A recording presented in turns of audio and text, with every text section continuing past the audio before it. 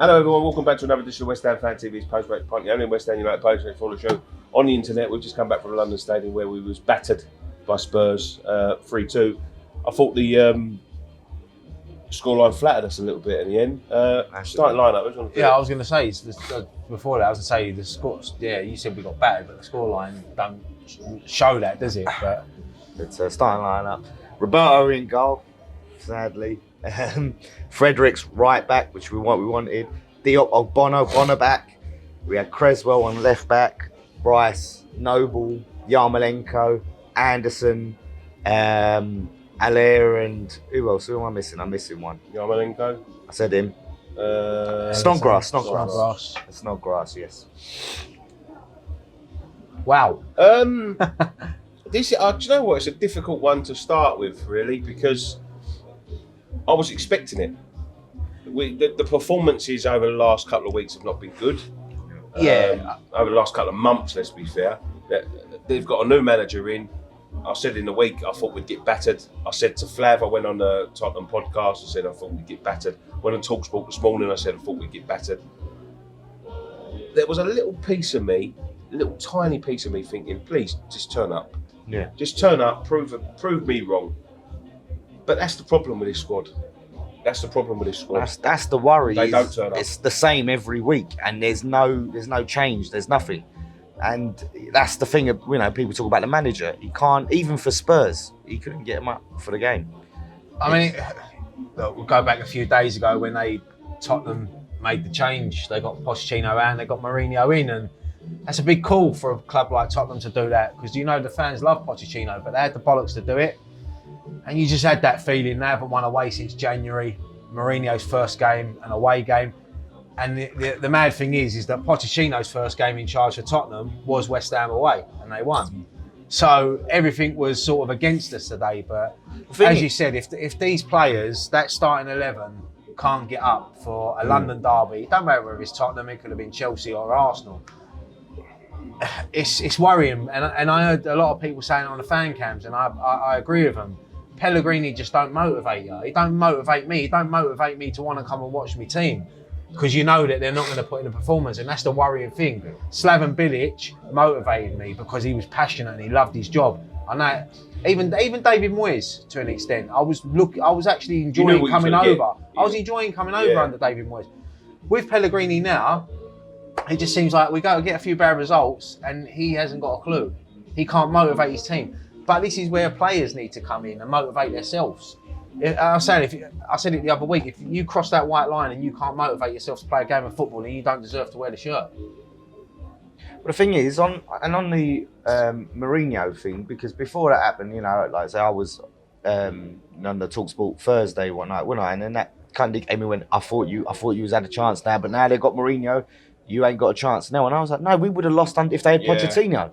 We would have still lost. I was a little bit surprised. See, I disagree with that in a little bit, because they was on a bad run of form, and I think under Pochettino, it could have been the same. Yeah, but look at Everton. They were on a bad run of form. Yeah, and then they played us. I just think that the whole Jose Mourinho thing lifted the whole. Look, I said to you the other week when we was talking about would we have Mourinho at West Ham. This is what he does for football.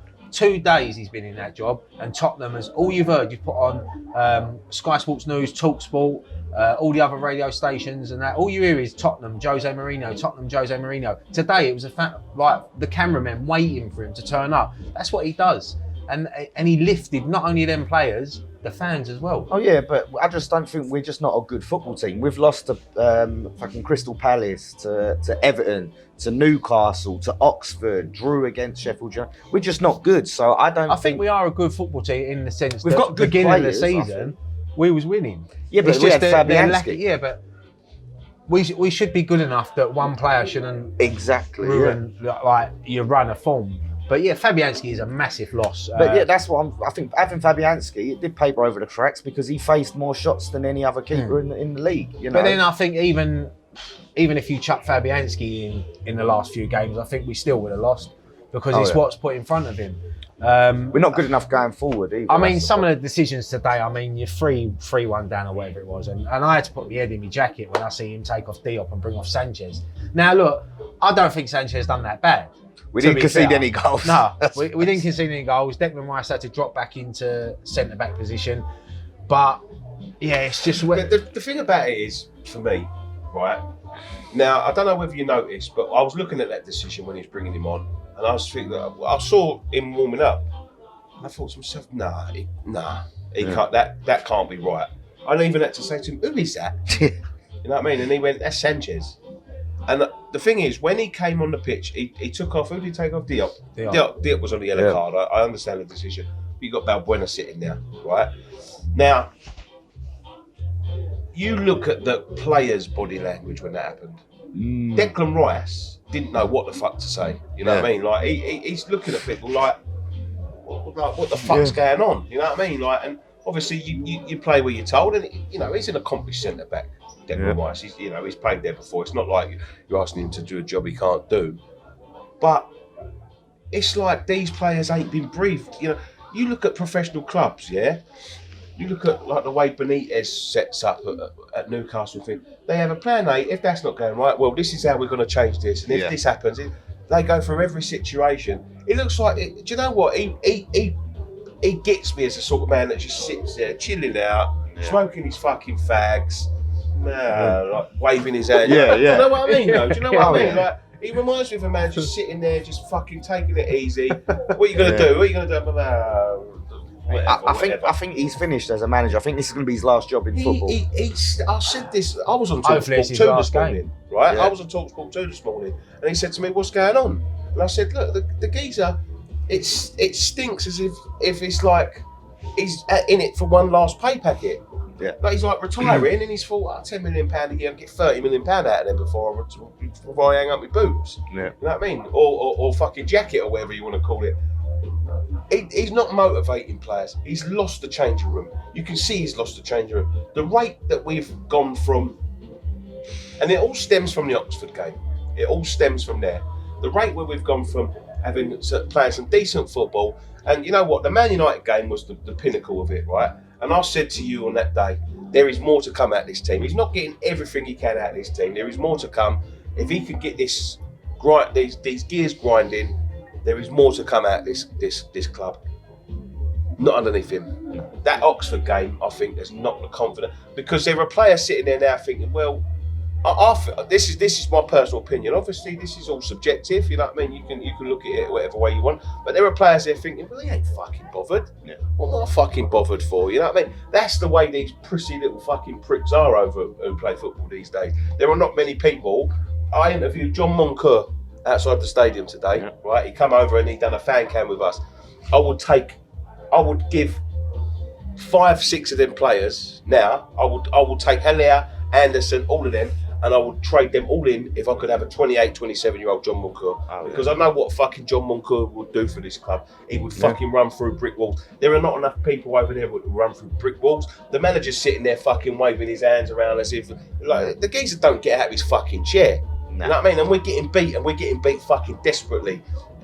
He had a chance to change the goalkeeper. The goalkeeper, Martin, was on the bench today. Yes, so all this fucking training ground. Somebody told me that Martin might not be much better, but trying to fucking fix a problem is trying to fix a problem.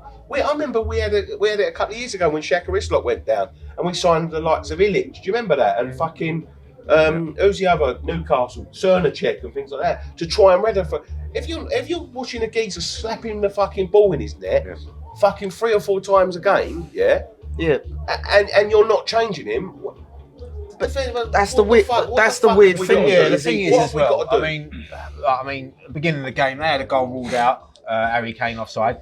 But we had a massive chance just after that. Sebastian Haller at the back post, a header. Now, I was right in line with that, and you can see that he didn't feel that the ball was going to come to him, and that's the difference between what he done and then Harry Kane done in the second half. Harry Kane, that's why a world-class striker and a Sebastian Haller, that's the difference. Harry Kane knew that ball's coming, he's going to throw his head at it, bang, 3-0. He's got confidence in his teammates. I'll be honest, he's got confidence in his teammates.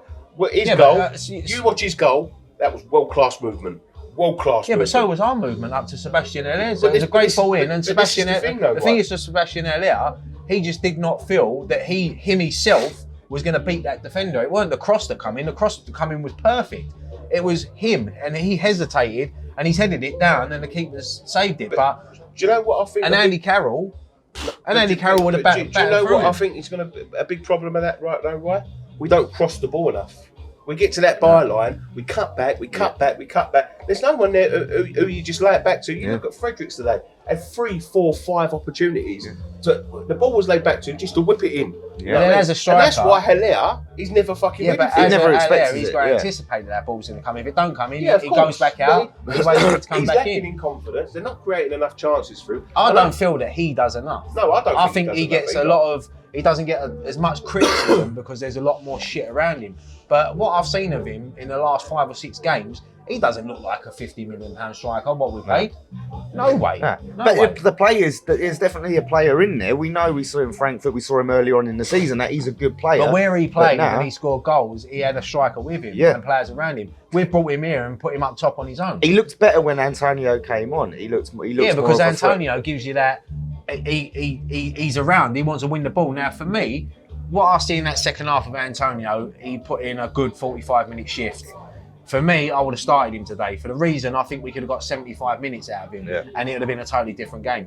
That's my. People were saying, "Oh yeah, but he might have got injured." Well, he might have got get injured when he come on the second half.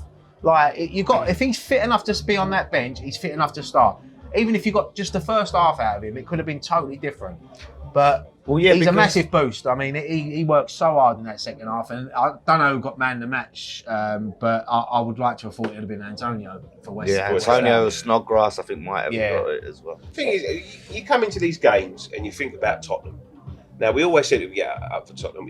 You sort of disregard the fact that they have got some world-class players. And some of their players today was world-class. Look at their substitutes. Sissoko, Eriksen and Danny Rose. There are 3 players there that were getting a lot of teams in the Premier League.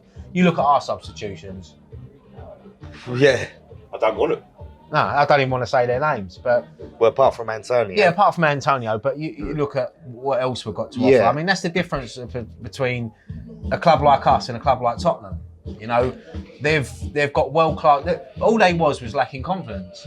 And what do? They bring in a manager that gives them confidence. He's probably gone in there, he's made Eric Dyer ain't played for a long time. He's probably made him feel like the best player in the world. Put his arm around him, go out there.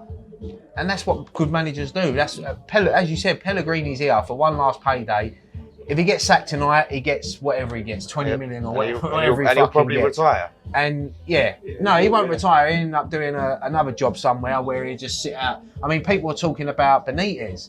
For me personally, I wouldn't want Benitez at West Ham because I feel he's another Pellegrini. He done well at Newcastle, but I feel he's another one who you need. For me, this club needs someone with a West Ham connection or something like that, or a young English up-and-coming manager. Because I'd rather have a young up-and-coming manager come in, try his best, even if we get relegated, but then build. Pellegrini, if we go down, he ain't give a fuck. Half of these players ain't going to give a fuck. All they're going to do, it wouldn't surprise me now if players like Haller, Anderson, they're already taken to their agents. But you're going to have to try and look. They're not really fucking covering themselves in glory, though. I'll tell you, Anderson, fucking hell, today. But I would not have took him off at half time. I would have took Yarmolenko off because I thought Yarmolenko was shit today. At least with Anderson, I know he pulled out of that challenge that led to their second goal, I think it was, and the chance where he went through. And, what about the fucking throw-in from Creswell? Did you see that? He went out for a fucking goal kick. With him, I feel something still can happen. He can whip in a ball. He can do something. The problem is with Anderson is no matter what, he's going to start every week. He's not getting dropped, so there's no real kick up the arse for him. I don't think he will now. What about Masuaku? Why are we not playing Masuaku? Masuaku ain't even in the squad. I mean, he's obviously had a falling out with Pellegrini. He went into his office and had it out with him, which I like. That's good to hear. Right? Is that true? Yeah, because he's not been in the squad for 3 games. Yeah. He's not injured. Why ain't he in there? Yeah.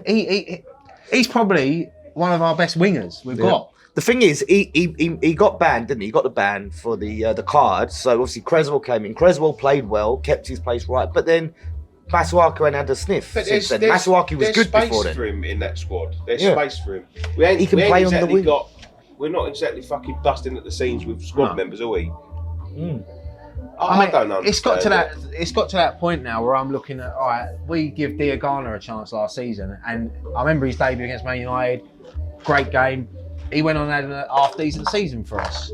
Why not? Why aren't we looking at someone like Nathan Holland now, who he's thriving with the under-23s? I know it's totally different, but imagine him, London Stadium packed. He'd want to show what he can do in front of these fans. And sometimes, drop an Anderson and play a Holland, because then Felipe Anderson will sit there and think, shit, I've got to up my game now. There's kids getting in front of me. But they don't. They know they're this is the problem we've had a lot of times over the seasons at West Ham. There's too many players that know that they're playing, regardless. Yes. There's too many players like that. And there's not enough competition. Too many coasters, why? Too many people we've in seen there it. earning a lot of money for doing fuck all. But then why does he drop like an Ogbonna for no reason? Just because, but won't drop an Anderson or fucking... Because he ain't got a fucking clue. He thinks he's playing Man City, where he can sort of fucking drop Laporte for fucking Otamendi or Company or whatever. Just rotate. Yeah, for but the sake of rotating. he's not playing at that level. You know what I mean? Balbuena was dropped for a fucking reason. Because ever since he come back from that Copa America and that injury, he's been fucking pony. What does that mean? I think that's his phone, isn't it? Yeah, it's my phone.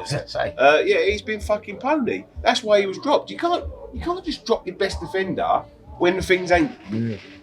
I understand that. Oh fuck me! That ain't that bomb gone off. Is it? When things ain't brilliant, and just put some geezer in, and then when you ask the reason why, I say I didn't think he was getting enough chances. Fuck off! That's mental.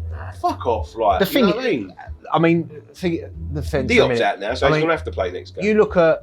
Is Diop injured?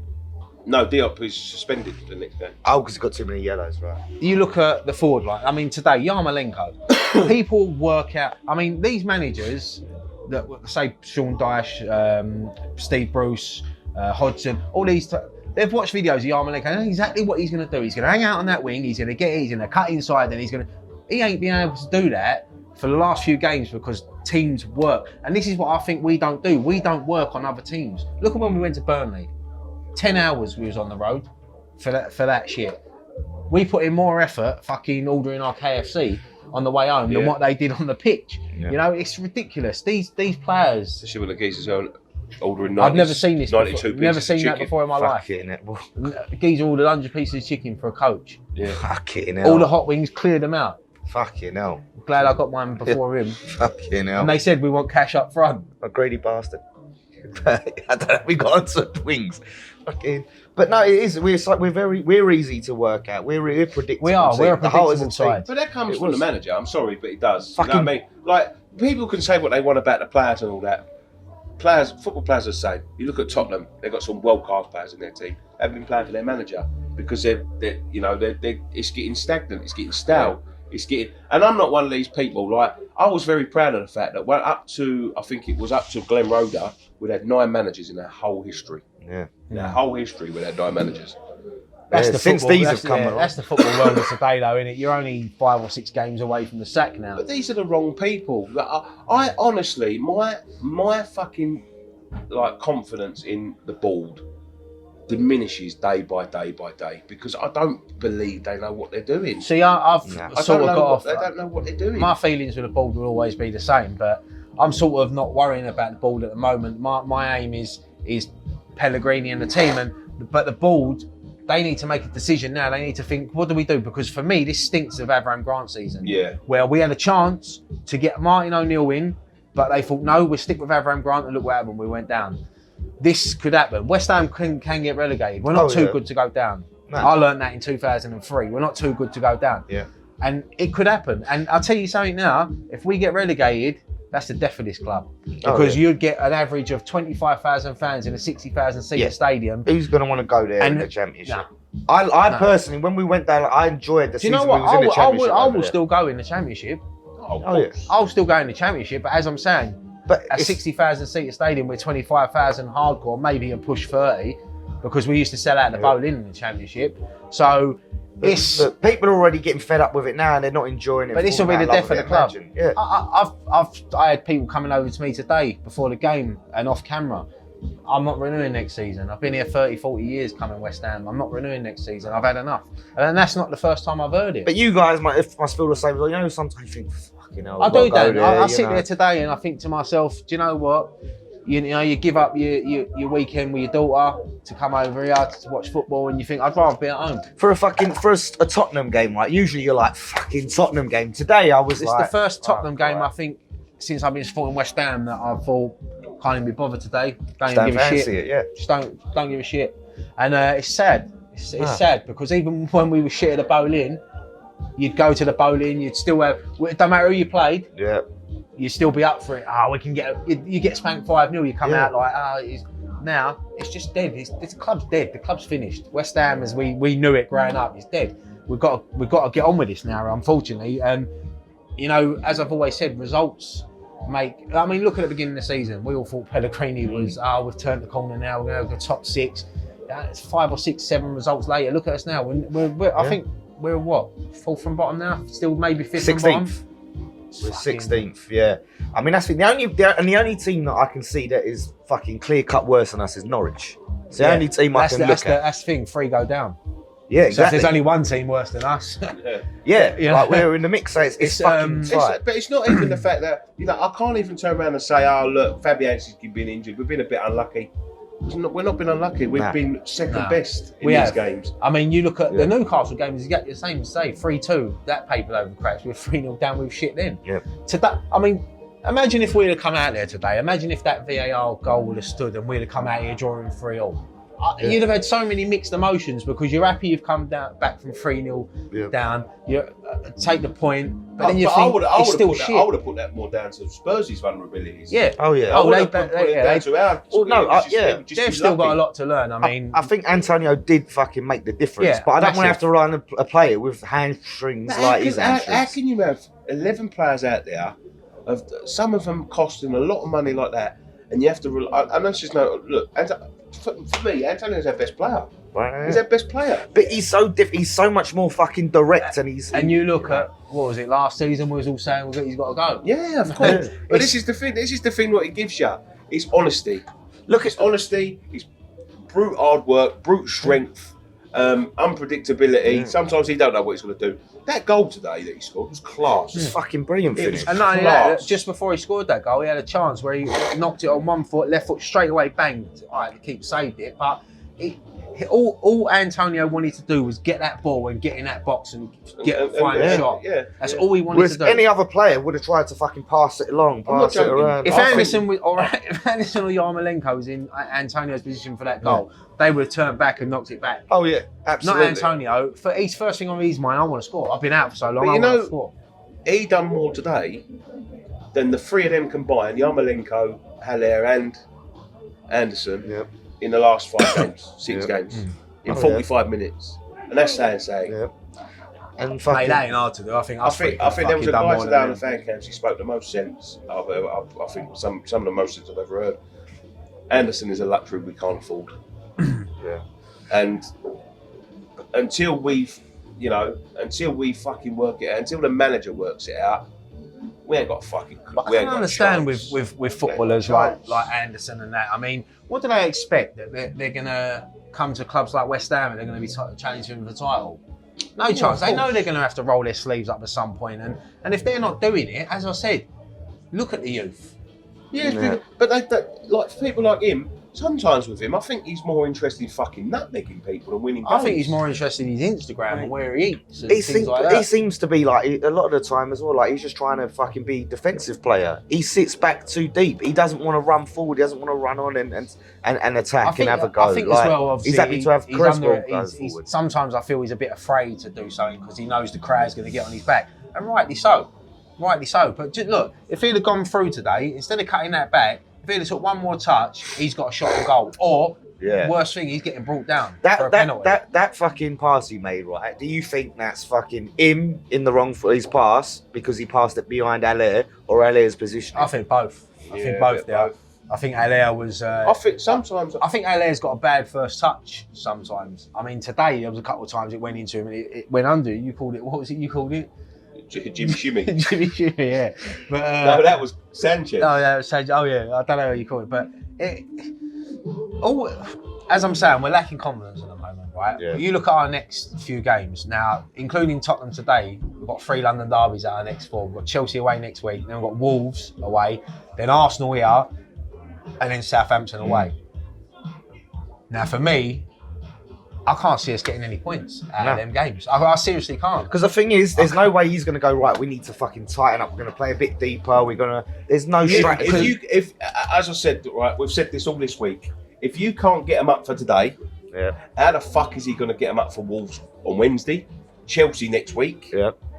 Southampton a week? You can't. The only hope we've got maybe is Arsenal shambles of defence. He has lost. No, but it doesn't matter. If you ain't attacking, that'd be about 8-8 that game. You know what I mean? If you ain't attacking and you ain't creating chances and people ain't scoring goals, you can have the fucking worst defence in the world. Southampton Let's be honest. Let's have a look at today. That Aurier is a fucking clown of defender. I don't give a fuck what. That cunt was skipping them past people. He looked like a prime Cafu. You know what I mean? He was chipping them over people's heads, turning back, looked like a totally different player because he's not playing. The thing is with them, right? This is what sums it up. First 20 minutes, we was okay. Yeah, we was okay. Yeah. You know the reason why we was okay? Because Spurs, they're expected to fucking barrage them. After 20 minutes, they must have thought, well, this, we're not getting fucking attacked. We might as well fucking have a go ourselves. Yeah. And they started fucking skinning us. As soon as they worked out that they didn't have to worry about us going forward, and they could commit players forward.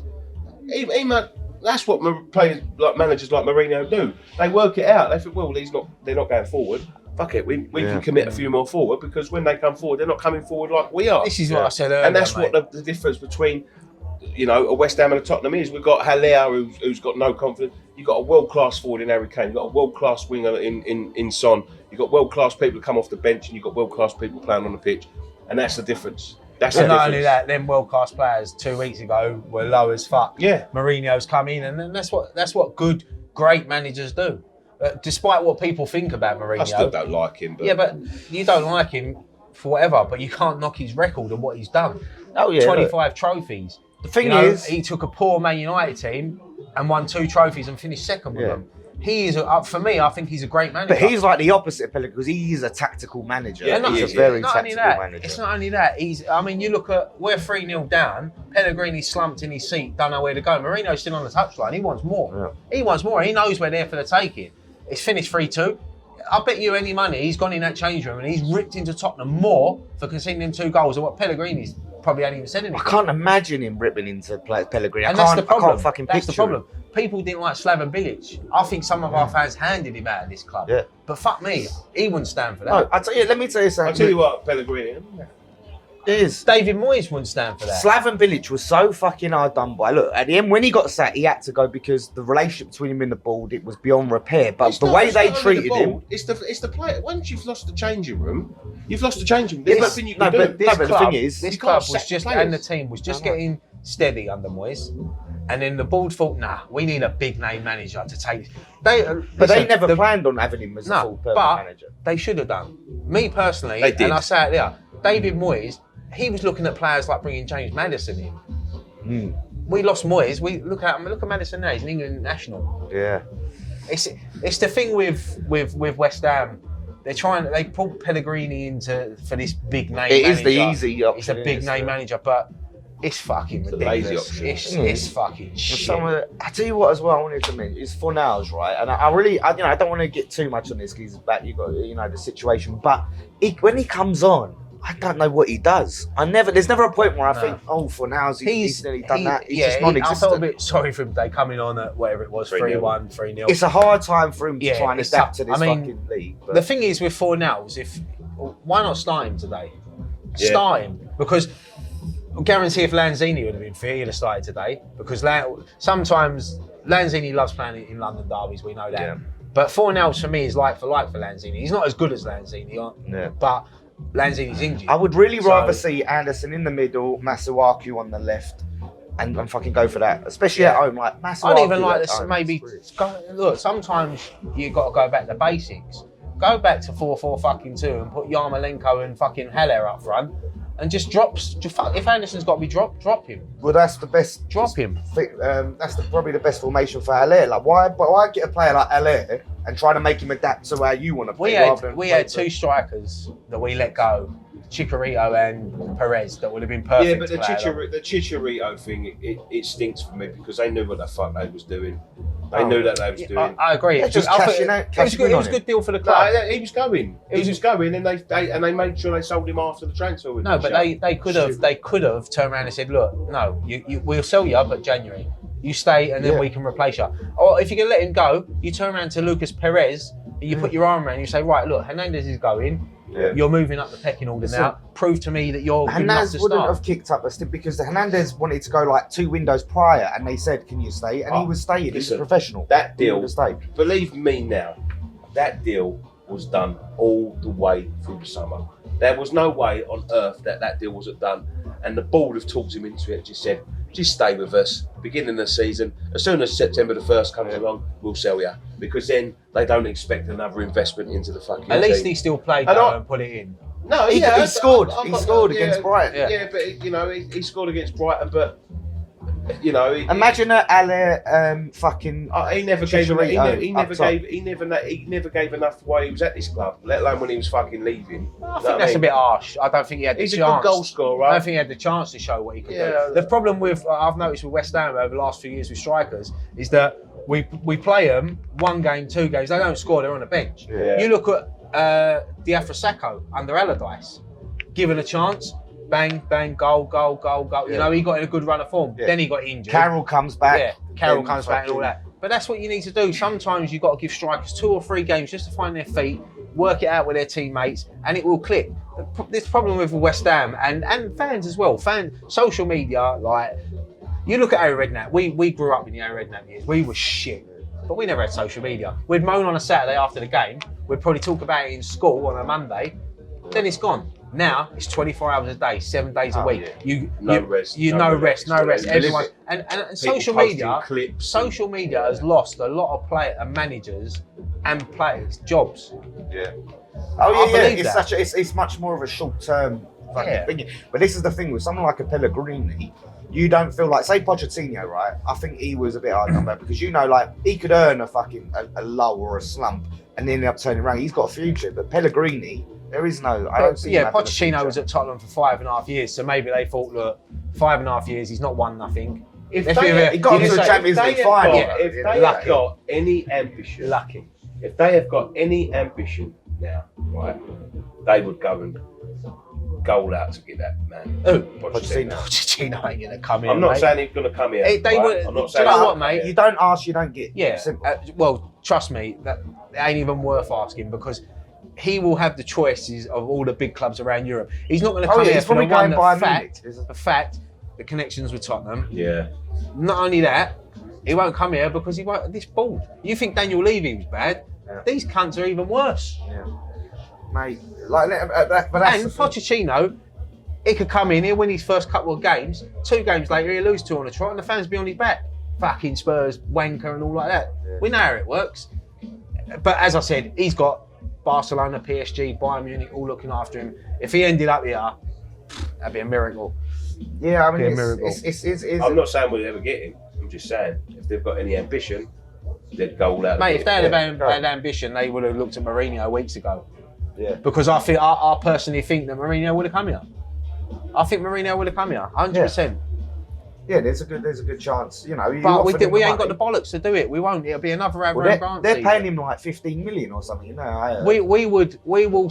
I don't think we'll go down, but we won't be up. Won't be far off. No, we won't be far off. Is Pellegrini the manager you want for a relegation battle? No. Is he? That's the thing. I'll be honest. I'd rather fucking get rid of Pellegrini. If we're in a relegation battle, bring Sam Allardyce back in. Yeah. Because the first thing Sam Allardyce would do is sort that back 4 out. Yeah. Because under Sam Allardyce, we didn't concede that many. That Roberto would be in that fucking river. Bring fucking David Moyes back. I'm not saying I don't want. Yeah, David Moyes would be a better option at the moment, and that's saying something because I thought that we moved on. Pulis. That's the thing with them. I'd rather have Pellegrini. That's the thing with them, and the thing with our board and our thingies and that. We burn our bridges too quickly. Yeah. We burn our bridges. They don't know how to fucking treat people. Allardyce would never come back here. If we was in trouble, that's the man you'd want to come. I think he would if you waved the money. No, he wouldn't. Not the way they treated him at last game of the season. Yeah. I never thought Allardyce done a bad job. It was boring to watch at times, and he was a bit of a fucking old crusty cunt. But I thought that season where he left, come Christmas, mate, we was up. that was some of the best football I've seen. He was building a team. I think it was a bit harsh on. I think some of our fans are a bit harsh on Sam Allardyce. He didn't endear himself to the fans. It's not just their fans. It's our board. The way they let him go. They pulled him in the fucking room the day of the last game and said, "Sorry, Sam, we're not renewing your contract." They'd already told him that in December. It was announced on the website 45 minutes before the end of the game that he was sacked. Really? That's how. Yeah. It was before the game was finished. It was like, he's been let go. Yeah, that Newcastle game. Newcastle. But everyone was saying that's the thing. Apparently, why we turned shit is because he knew he weren't getting a contract. Of course. In come December, they would have pulled him in, and we was nearly third or fourth. I think we was fourth. Fourth in he December. Did what they asked. They asked him to play attacking football, and I thought he was building with that Valencia and Sacco partnership. I thought he was building a good team. Down in Amalfitano, I thought he was down. He was building a good squad, and they got him in December. And said, "Yeah, we're not going to renew your contract." And he's probably thought, "Oh, what's the fucking point then?" I mean, looking for his next job, eyes off the ball. The thing is, Sullivan are gold now, especially Sullivan. They've got to be careful because a bad defeat at Chelsea next week, a loss at Wolves, lose to here at Arsenal, we're bottom 3. Believe me, if they thought it was bad what happened a couple of years ago, it's going to get 10 times worse. So now they need to really think like, look, I'd rather, we've got a good squad, fully fit, we've got a good squad now. All they need is a bit of confidence. Instead of spending 25, 30 million in the summer, pay off this lot, get in another manager and just say, that's your squad, deal with it. I mean, people were saying about Eddie Howe. I'm a big fan of Eddie Howe. But the thing is with Eddie Howe, I think he's too nice for West Ham, if that makes sense. Because he'll come in and 3 or 4 bad results, our fans will get on his back. Yeah. The thing is at Bournemouth, he's comfortable. He don't get that. He loses 2 or 3, the fans will love him. I don't know who we could get in. I mean, there's names that I could chuck at you now, but we've got no chance of getting them. Yeah. But it's about having ambition. I mean, the Ajax manager, people saying, no chance. Listen, you offer him the Premier League, you offer him 8 million a year, that's probably more than what he's earning at Ajax. Yeah. You offer him a money in January, you offer him like a big summer, he might want to do it. You look at other managers, I mean... But can they promise him that? This is what I'm saying, I don't think our board can. Say we had to sack him tomorrow, but we didn't have a replacement straight away. Who fucking steadies the ship while... I'll be honest with you, I'll be honest. No, do you know... How you see the goal like that, so it's good. Now, do you know what? And this is going to sound fucking crazy, and I think people are going to... But for me, I'd bring in someone like Paolo Di Canio. Just on the short term, because passion... Yeah. I know it's only be short term. No, but listen, Paolo Di Canio was not a bad manager. You look at even the Sunderland thing, it just because he ended up falling out with the players and the way the players are. Yeah. But he actually, what he done with Swindon, and he kept Sunderland up. Sunderland was a sinking ship. Yeah. Like, he done a good job at Sunderland on the balance. He does bring sense with It's him. crazy to think that we're talking about bringing in someone like Paolo Di Canio when we've gone for a big name manager in Pellegrini. It shows how much we've gone backwards. But that's the thing. I think what you're looking at now is maybe the big name is not the way to go. Because you look at it now, like Frank Lampard, and what he's doing at Chelsea and things like that. Like, them younger people talking about managers. Steven Gerrard. Like, look, no disrespect to Scottish football, but come on. I don't think Gerrard would come here. He's not got a relationship. And the thing is with Gerrard, he would come here, he would do well. As soon as Liverpool comes sniffing, he's off. Yeah, but you know what I mean? If he did do well, then it puts us in a better position. If you're looking at a young, up-and-coming manager who wants to prove himself in the Premier League, look at someone like Arteta, who's worked under Guardiola. Yeah. He was so close to getting the Arsenal job until Unai Emery come in. Maybe give it to someone like him. Got something to prove. He's got a lot of connections in football. He might know some little Spanish gems or something that he could bring in. Or these fucking Crowley brothers. No, I don't. No, listen. No, that's the West Ham connection now. No, but when you look at what they did at Huddersfield, were in a free fall. Yeah, I don't know what. Do you know what? People are talking about them because they're a West Ham connection. They was at they're at Huddersfield at the minute. Yeah, they're at Huddersfield. No, but Huddersfield were in free fall, and they've gone and they went and had quite a lot of wins on the skin. That is a massive gamble for me. Oh, it is for me, for them. But do we need to gamble? Should we be gambling? Is that because if you want safe, you get Rafa. Rafa is someone. If you're in the shit and you need someone to start and dig in and things like that, that's who you get. I mean, Bielsa. Do you know what? It will be Rafa. If Pellegrini goes, it will be Rafa because they get him cheap. Yeah, it will be Rafa, 100%. They'll get him cheap. He's in China. No, they'll get him on the contract. They get him. He wants to come back to the Premier League. Rafa don't need the money, does he? He can walk out of China. He don't give a shit. I don't even know who he manages in China. Arnatovic's team. What's Arnautovic doing? You don't even hear from these people no more. All these big names that have gone to China, you don't hear them. They want it to be this new massive Super Premier League. It's shit. The Championship's better than that. Yeah, loads of players, they go there for 6 months and want to fucking leave. They get a bit of money. It's your inheritance money, isn't it? That's what it is. No, I mean... It's to look after your future grandchildren. Look, the fucking Rafa Benitez isn't the most inspiring, exciting one, but if you want a safe, he's a safe option. Bielsa, if Leeds don't go up at the end of the season, I like him. I just think there needs to be some thought and strategy around it, and that's what I don't find about this board is that the fact that I don't think they think and strategise about the way to go forward. They look at Pellegrini. Pellegrini's available. Well, will you come here? Yeah, I'll come there if you pay me £8 million a year. Yeah, get him then. Yeah, he's all right. No thought or strategy around it. I remember sitting in that meeting with Karen Brady in February time, and she slipped up that we had a new manager. Pellegrini was done in December. He was already done deal. So David Moyes must have known that he was only coming in for 6 months. And as I said earlier, mate, I don't think he done a bad job. I think he had João Mario playing good at the end, and Arnautovic was the best we've ever seen. The thing is with him, he was really conservative against teams at home. You think we could have gone for that? We're still doing that now. Yeah, it's even worse now. I think. No, but the football is so bad because it is just pass sideways, backwards, passing. It's boring. But he did sort of hint. I think he sort of hinted or promised that once we get to the summer, I will play attacking football. I just need to bring in more players. Maybe he would have. Maybe he would. No, I mean, what do you think of Osilos though, right? Because obviously before the season, everyone was singing his praises. We was all singing his praises. We was all happy with what he's done. Now it seems like people are sort of turning. Yeah, you can't blame him. It's not his fault. I don't think it's his fault. It's his fault. He's gone out and bought the players that he wanted to bring in. He's scouted players. They're good players. Well, who takes the blame for Roberto though? You look at fucking Roberto. Who takes the blame for that? I think it's Pellegrini. The thing is with Roberto... I think Roberto stinks of either a Pellegrini signing, someone he's mates with, or someone like Sullivan, who thought, I'll get 2 for the price. The worst thing is that he was number 1 in front of Fabianski. There was but that was the story that came out, wasn't it? That he wanted him... Who the fuck leaks his stuff? That is bullshit. That is bollocks. 100%.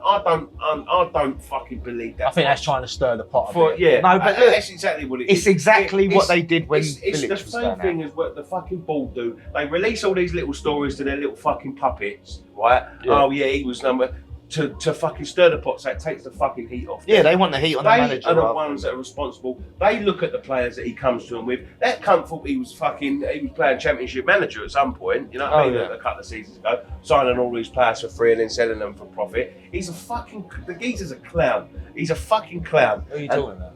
Sullivan. Oh.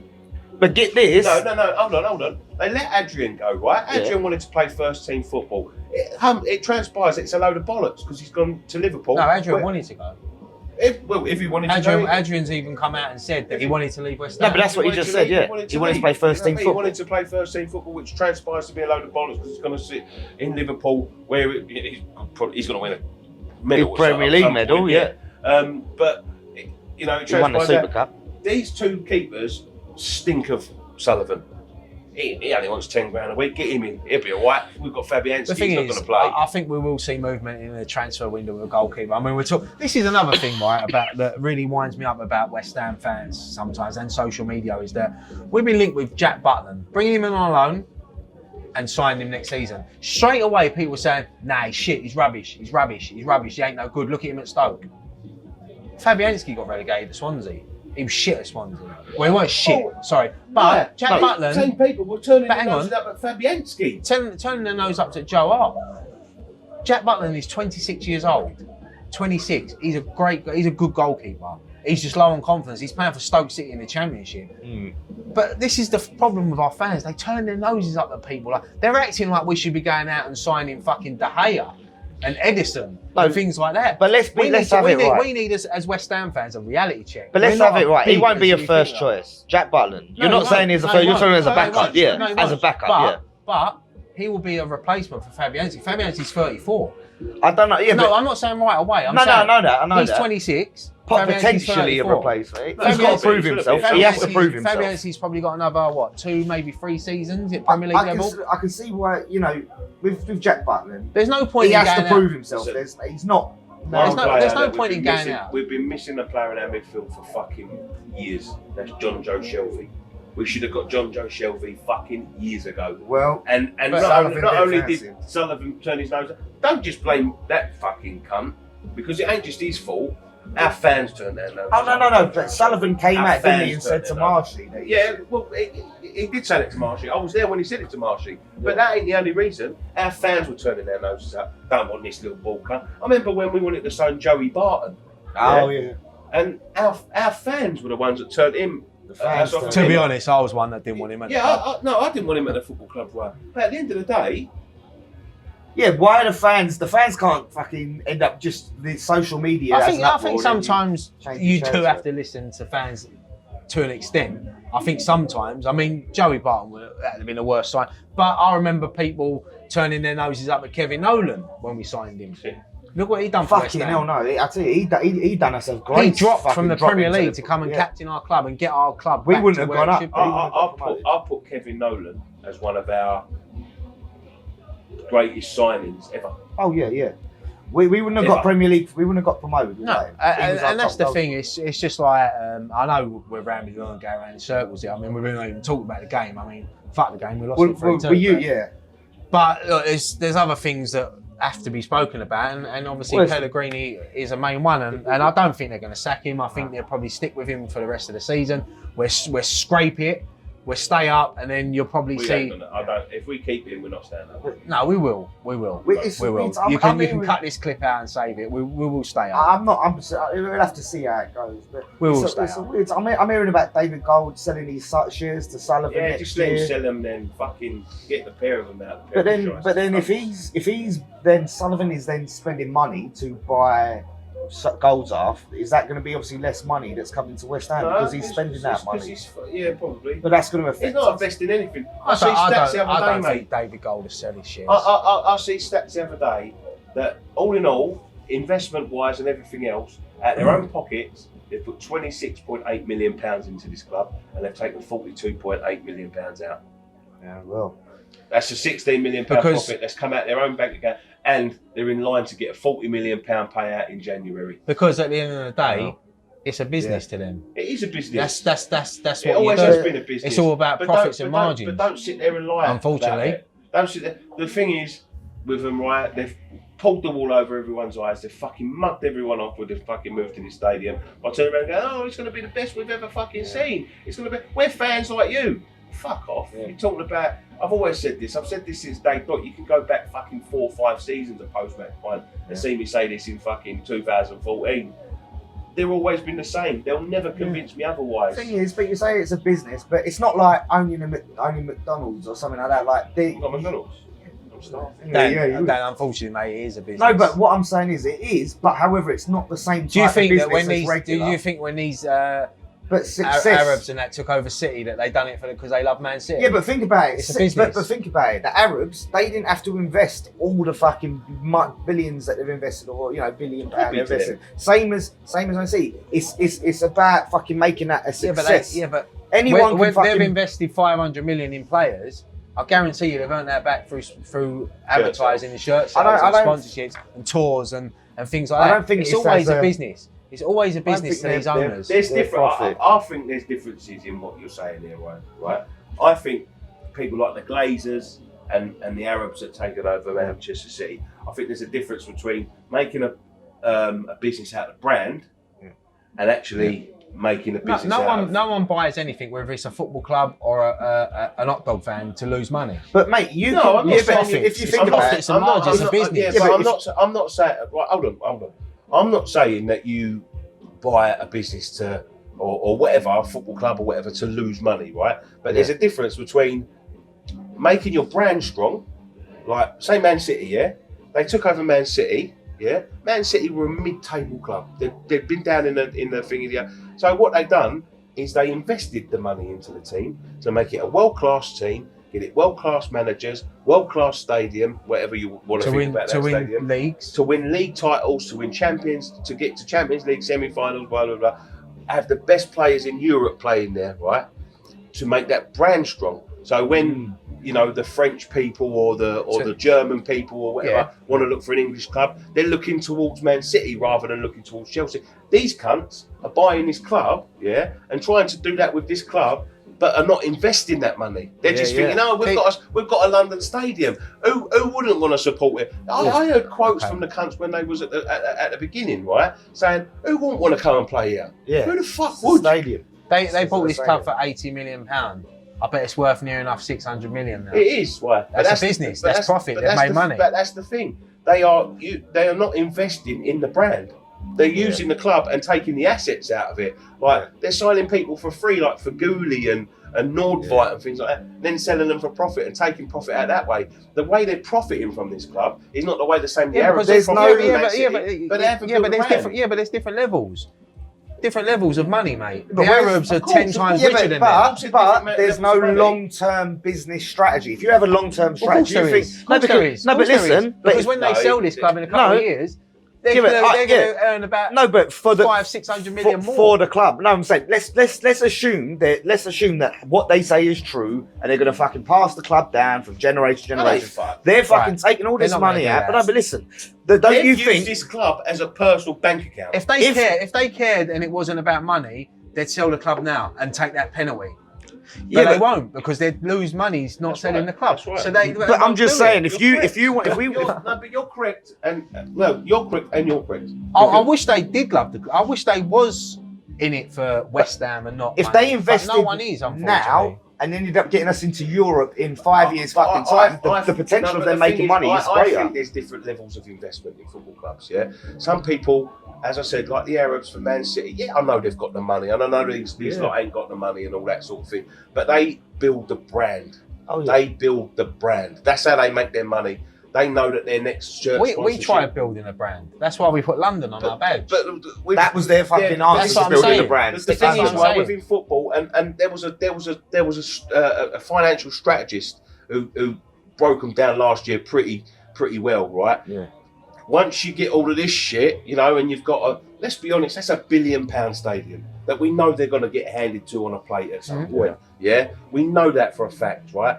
Look at all of the surroundings here. They love this fucking, they thought that this was going to build the brand by itself. Yeah. But what you've got to do is you've got to invest into the football team. Man City the Arabs didn't buy Man City and go, let's move them into that fucking nice stadium. Yeah. Let's try and sell them to things. Because when you look at Man City, when they took over Man City, their shirt sponsorship would have been someone like Etihad. No, it wouldn't have been Etihad. It's Etihad now. Yeah. Right? So it would have been someone like I can't remember who it was. Someone fucking Thomas Cook. Thomas Cook, right? Yeah. That did worked out well, didn't it? That deal would have been about 30-40 million pound a year, right? Their deal with Etihad is going to be worth 300-400 million pound a year because of the level they are at. They've got world-class players. They attract the best in Europe. They give their fans a brand to brag about. So when the young Arabs or the young Chinese, them easily influential people overseas, look at the team, Man City. Look back 15 years ago, what Chinese kid or Arab kid or Indian kid or Pakistani kid are thinking about Man City? They're thinking about Chelsea, they're thinking about Tottenham. Man United, not even Tottenham. Man United, Liverpool. Yeah. You know what I mean? They're thinking about them. They built the brand on that. These shysters have thought, let's get the stadium, then we've got an instant brand. But when you're not performing on the pitch, right, the way they're pulling out the money is by selling the fucking players. Yeah. That's the only way they're getting money, because our shirt sponsorships ain't worth the level of Man City's. Our shirt sponsorship, our stadium rights ain't worth it. They've done it the whole wrong way round. Yeah, it's going to make them a lot of money, but it's going to leave us in a worse position. And that's what they needed to do. And that's what they promised us they would do, is put us in a better position to sell our brand. Yeah, we want, of course. To be fair, just to jump in on that, I know you're saying that they want to leave us in a better position. But if they was to sell the club now, it is in a better position for the fact that if you wanted to try to sell to an Arab with Upton Park to this is more of an attraction. That's what I'm saying. Yeah, so if we own it, it helps. But that's what I'm saying. That is the way we're going to go forward. Yeah. I mean, we know they're going to sell up when in 2 years' time, as soon as they're allowed to do it without getting a penalty charge. they're going to sell up. That's Whoever the only buys the hope club. I have for this club going and then forward. That's the only hope. Who comes in? Look, we don't know. We had it before where we had an Icelandic billionaire come in. They went bust and the fucking everything went tits up. Biscuits crumbled. That's the thing. I always feel that West Ham were like the real life version of Harchester United. Remember Dream Team? Yeah. I always feel that is West Ham. You feel like you're getting somewhere. I mean, that lasted the Boleyn season. We was 3 games away from finishing 4th, which would have been a massive overachievement, but we would have deserved it. Yeah. We would have built on that. We've never built. We went backwards. We've gone. Even that first season over here, I don't think was as bad as it is now. Yeah. I don't. It's just with West Ham, you just feel like you're getting somewhere, and it stems from our songs, like our dreams they fade and die. Yeah. And you know, you have the dreams, and then it's like they go, "Oh, you like that, dear? Fuck off. Yeah. Get back there. Yeah. Do you like that chicken burger that you're eating? Do you like that? Do you like that? It's a bit of tofu. You East London bastards. Go on, get back there. You can't. It is, isn't it? It is. It's But do you know what? At the end of the day, we all love the football club. We moan, but we do love our football club, and we hope that mate, I think it changes. soon. Unfortunately, I think that's our downfall as a football club, as a fan base. I think you find that with most fan bases. We love it. Yeah. I think you find that with most fan bases. We love it so much that they know they can die dross, and you'd still turn up. They know we're going to be here week in, week out. Look, we sell out every away game. It's nearly almost full here every game. 60,000 fans. That's double what was at the Boleyn. They know we're going to sell it out. It's just the pressure's going to be on them to sack Pellegrini soon. I mean, can you see him last until the end of the season? Hopefully, he don't last to the end of the night. Mate. No, you shouldn't. I can't see it. But this is the thing. We know. I think they're too tight to make that decision. I think what they'd rather do is give Pellegrini another 30 million in January to try to improve the squad than just get rid of him. But you know what you were saying about them as a business, right? If we do go down, the value of this club drops fucking rapidly. If we're in the Championship and they're trying to sell this club, unless it's a chance to say to PSG, we're apparently looking for a Championship club, here you go, fucking have these lot. That's the only benefit I could add. PSG, we're probably end up with KFC. That wouldn't be so fucking prize if that was a fucking strategy. Yeah, let's go down. Well, they've done it before and it worked, so. Yeah. But. All right, let's wrap it up there because we have been nattering. How long have we been going for? Fucking, this might have been 2 the longest hours, 50 minutes. PSP. Fucking hell. Oh, 59 minutes. This is the longest post-match pint in a long time. Do you know what that felt like? About 2 hours, if I'm honest. Thank you very much for joining us on this Digital West Ham Fan TV's post-match pint. Don't forget to check out all our other content that's on the channel. Click in the link in the description down below to subscribe to it. No, click on the, what do you call it? The subscribe button. Subscribe, the bell. And the bell. The notification. Apologies about the music, by the way. Notification bell? I don't know. That's how you click. That's clicking. Click the notification bell to keep up to date with all the content that we bring out. At the moment, we've got 25% off in our store for the Black Friday sale. It's only going up to Friday, Saturday. I think it's going to finish Saturday or Sunday. So if you're going to buy a t-shirt, now's the time to buy them. Then we will have some for Cyber Monday. We've got brand new designs in there, including a Christmas jumper. Ooh, Merry Christmas. Including a new Billy Bonds t-shirt. You got to love Billy Bonds. Including a new Ludic McCloskey jumper. Well, what more do you want? And there's still 25% off of all the new stuff. So go and check that out now. Go and follow us on social media at West Ham Fan TV on everything. Boys, I know it's disappointing, but one thing left to say. I'm on your eyes.